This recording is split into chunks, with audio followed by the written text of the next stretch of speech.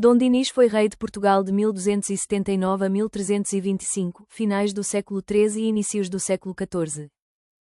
Foi o sexto rei da primeira dinastia, fundada por Dom Afonso Henriques, a dinastia Afonsina. Na Península Ibérica havia 5 reinos: Portugal, Castela, Aragão, Navarra e o Reino de Granada, onde estavam os muçulmanos empurrados para sul durante a Reconquista Cristã. Dom Dinis fez uma aliança política com Aragão em 1282, casando com a sua princesa Isabel, a futura Rainha Santa, ligada ao Milagre das Rosas.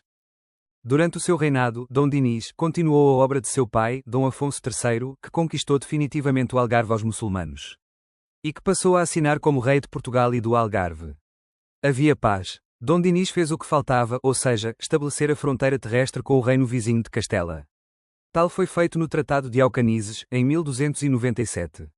O nosso reino é o que tem as fronteiras mais antigas da Europa. No tempo de Dom Dinis havia 3 ordens sociais: o clero, que rezava, a nobreza que combatia e o povo, ordem não privilegiada, que pagava todos os impostos. A nobreza não pagava impostos. No norte do Reino de Portugal tinha as suas terras, as honras, onde trabalhavam muitos camponeses. Era o domínio senhorial ou senhorio. Nos seus castelos, os nobres, tal como o rei, tinham, ao final do dia, banquetes, com jograis a tocar instrumentos medievais, dançarinas e trovadores, que cantavam as suas criações poéticas, chamadas cantigas de amor e de amigo. O clero rezava por todos. Viviam nas igrejas, mas sobretudo, nos mosteiros no campo.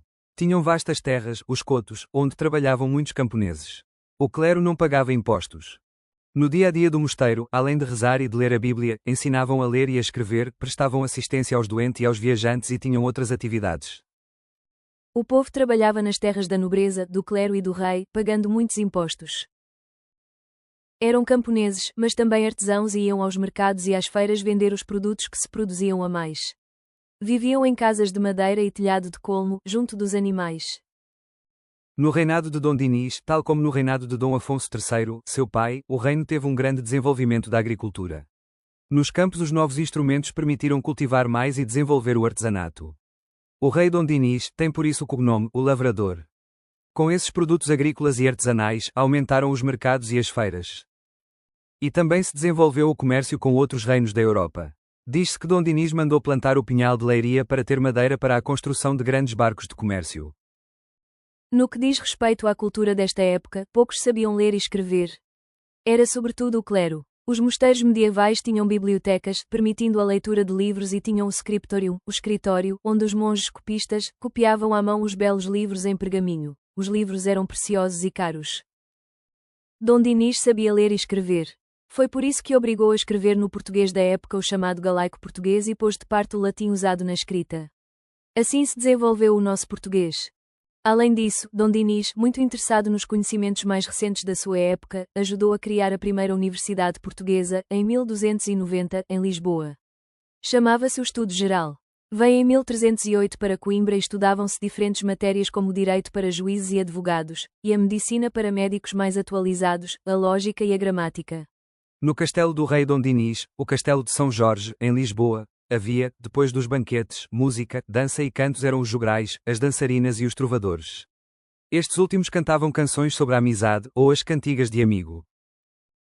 O rei gostava de cantar, era um trovador. Ao som da música dos jograis, com os seus instrumentos, cantava estas belas cantigas em que uma menina solteira tinha saudades do seu amigo que partira para a guerra.